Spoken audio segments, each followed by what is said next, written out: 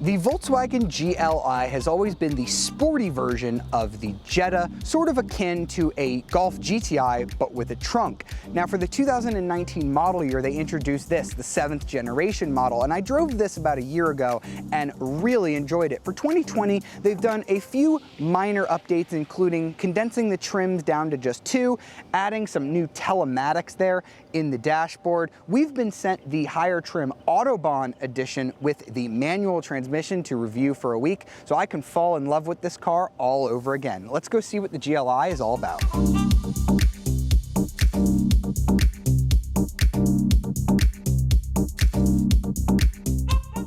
Now the Jetta starts off as a rather boring sedan, I will say that. There's nothing special about the ordinary Jetta, but the GLI does step up the sporty aggression just a little bit. You get the signature red stripe, that's always been a GLI signature. The GTI gets it as well. Gives this car a little bit more of aggression. We also have this very cool pure gray color. I think the GLI looks really good in this color. I wish Volkswagen offered a little bit more exciting colors, but this is a pretty nice one to stay understated. We do have 18-inch wheels as standard, and I wish Volkswagen would fire whoever is running their wheel design department now. They used to make the best looking wheels in the business, bar none, and now we're stuck with these ugly things. Now you can get an optional black package on the GLI that's going to give you basically the same wheel that used to come last year on the 35th anniversary edition, but without that ugly red lip that it had last year. We also have the little GLI logo here, this little red guy. That is called a flitzer, for those of you who don't know. The word doesn't really have an American equivalent, this being a German car, of course, but I just thought that's a little interesting thing to note. The GTI gets those as well. Back here, very simplistic look, doesn't look too different than an ordinary Jetta. We do have a very small, almost unnoticeable lip spoiler here on the trunk and our red GLI badge. Now things do get a little bit nicer on the interior, so let's go check that out.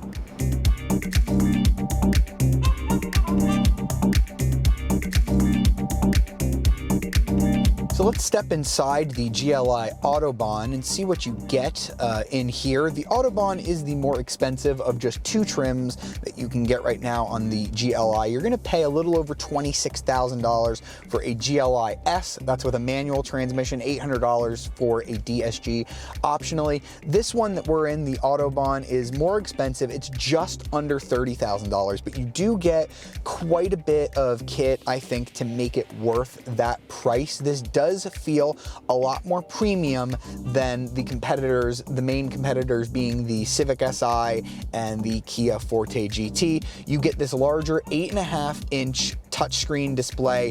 The base 6.5 inch one is really basic looking, so this is definitely a huge upgrade here.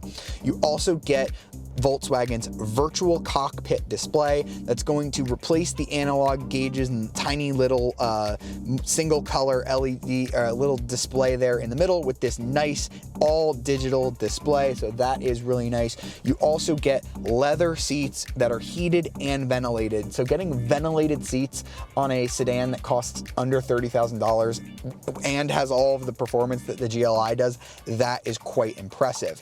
So I do like that, although I will note these seats are pretty good, but they are not the same ones you get in the GTI, which have a lot more bolstering. So let's talk a little bit about the infotainment system here. It's pretty good, easy to use. I really like how certain functions of the car, if I go here under the car menu, you can see I have the performance monitor, so I can have my kilowatt of the engine, my PSI, a G meter, so that's pretty cool. You can have a lap timer, you can have some other stuff here. Over here, I can have my energy consumption. Of course, Apple CarPlay and Android Auto comes standard on here as well, and you also get a Beats audio system here with this Autobahn edition car. Now, if I come over here to active info display, that's where I can configure the virtual cockpit. So right now I have it in its classic view. So for example, if I move this car forward just a little bit, put it into gear, you're gonna see that the meter here, maybe I can't make it pop up. but what it is going to do is it's going to show me what gear I'm in over here, which is pretty cool. And it's even going to give me little nods for fuel economy of when to shift. So if you're really going fast, it'll tell you to go from second to fourth or from third to fifth or whatever to try and be the best on fuel economy. I can change that here. I can go into preset views that they have, so I can have my fuel economy here, I can have my range there, there's another one that they have here, but I can configure those, I can make them all custom, whatever I want. I can also change the color. You can see it's blue right now, that's because I'm in normal mode. 5 drive modes to pick from. Comfort is going to get you this orange mode, Eco is going to go back to blue.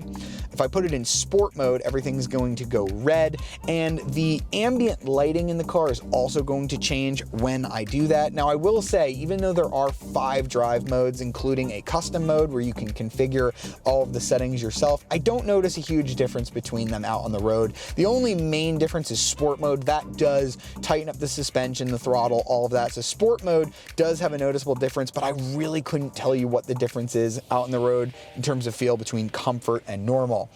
Now, the virtual cockpit is a very cool option, but I will say Volkswagen could have done it a little bit better here on this GLI. And the reason for that is if I push this view button, you see now it blacks out, so now I only have one thing showing, and of course I can change that. I don't need to have it show fuel economy, I can have it show range, I can have it show what I'm listening to on my music.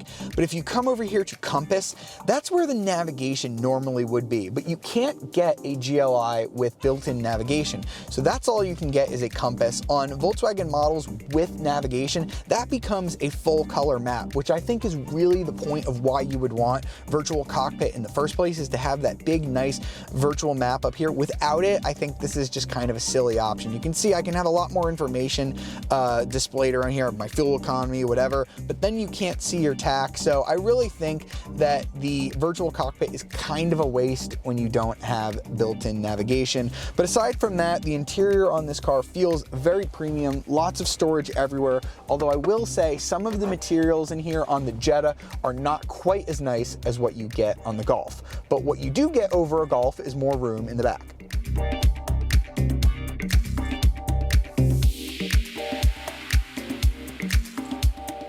Back here, the Jetta is so practical. I've got 37.4 inches of legroom, which is almost mid-size territory. Now, the one thing that I will say about back here is there are no outlets to charge your devices and there are no air vents. So as you can see, it's quite hot here in Florida. And just like the back seats, the trunk is pretty roomy as well.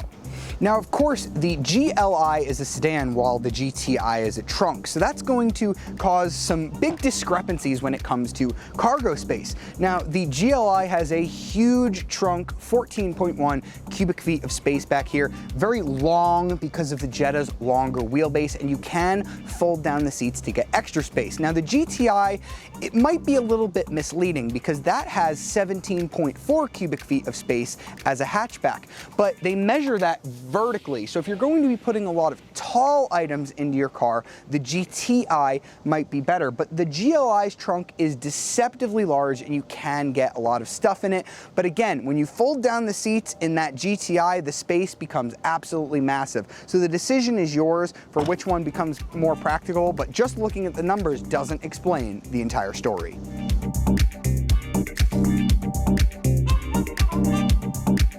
So you may not know this, but the name GLI stands for Grand Luxury Injection, and it's basically been the sedan counterpart to the GTI, but Volkswagen has always hampered this car in some way as to make it not as good as their flagship GTI. Well, for 2019, when the 7th generation of the GLI came out, Volkswagen said no more, and we're finally going to make this car as good as the GTI.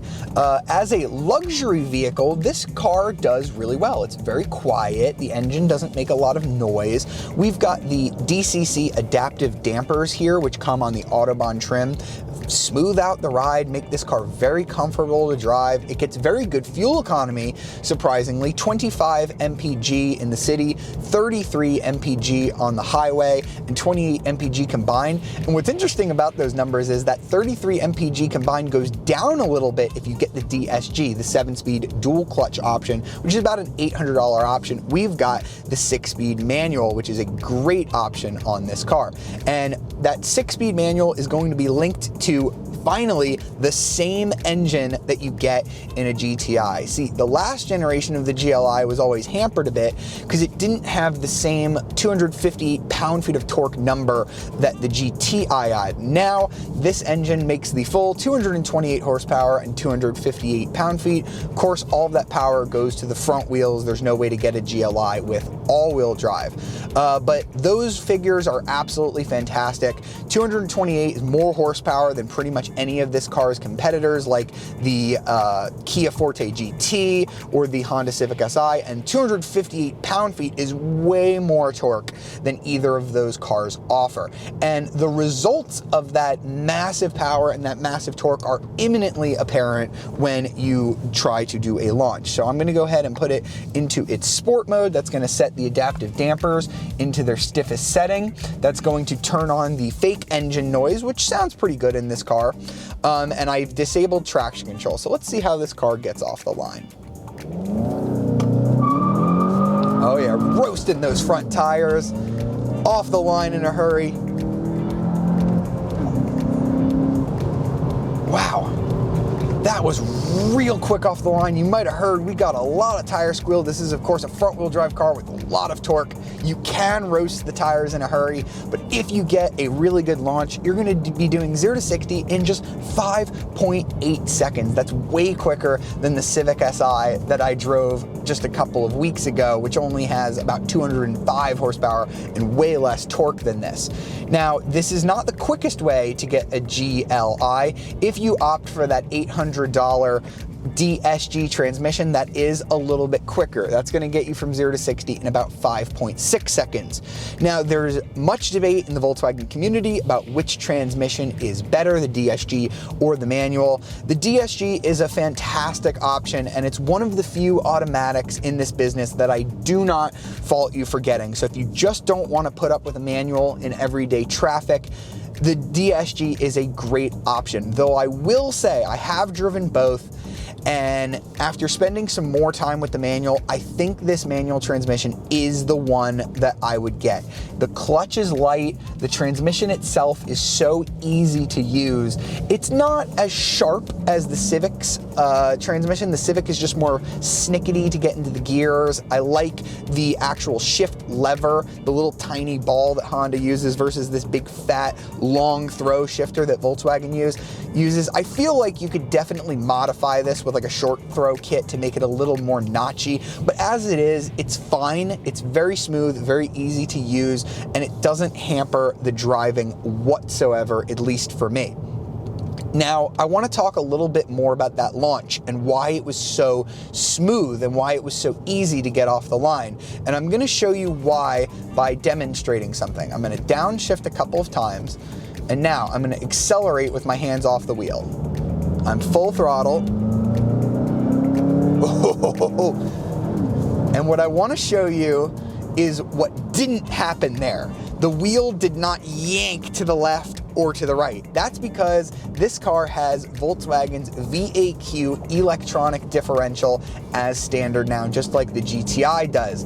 And VAQ, you know, it means something, you know, the letters stand for something, but I think Volkswagen should have just called this the magic diff, because that just explains what it does a lot better. I'm gonna go ahead and floor it again. Let's see, let's go down into the first. Flooring it, shifting. The wheel is not tugging. Basically, there is zero torque steer. This diff can eliminate it altogether. In a front-wheel drive car, when you mat the throttle, the wheels are trying to handle the steering and all of the power, and it yanks you to either side. What this diff does is it can transmit as much as 100% of the engine's torque to either the left or the right wheel. So if it detects you're about to get pulled to the right, it'll send 100% of the torque to that side to kind of push you left. So this car handles so well. I have it in sport mode now. So we've got the diff, the diff in its most aggressive setting. We've got the suspension in its most aggressive setting. The steering is very light on this car, but it shrinks around you. The Jetta has become a pretty big car, but when I'm driving this car, it shrinks around me. That diff just helps you massively get around corners, even really sharp ones like this, right around this corner. Power out, no problem. A little bit of turbo lag there on the low end, but then the turbo kicks in, and this thing is so quick. Here we go through another corner. I can feel the adaptive dampers. They let the suspension lean in just a little bit, but the car feels sharp. I have like so much confidence in this car. I never feel like it's gonna step out or go crazy. It's just the right amount of body roll. Now I will note that I think the Civic was a little stiffer than this car, but even with the adaptive dampers in this car in their sport setting, but I think it gives you just the right amount of roll, and it makes this car very comfortable to drive when you're not pushing it like crazy. And that's the point. This is a grand luxury injection after all. So you don't want it to be all about the sporty nature. You want it to be a little bit comfortable as well. So as a daily driver with the occasional fun back road in mind, the GLI is great.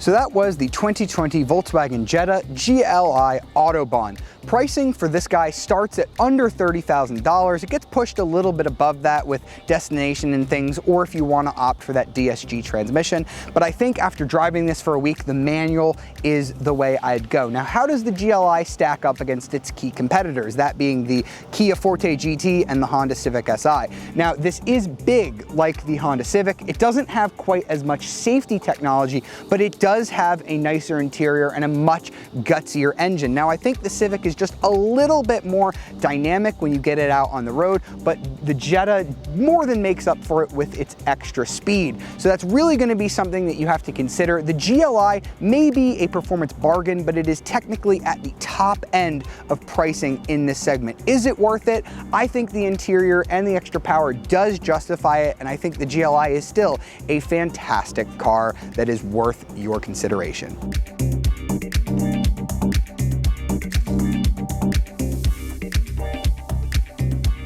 We really hope you've enjoyed this video, and if you did, be sure to leave a like and subscribe to the CarBuzz YouTube channel, hitting that notification bell to be alerted of our latest videos. And for more information on the Jetta GLI, be sure to click the link in the description below to take you over to carbuzz.com. Hope you've enjoyed this video. See you next time.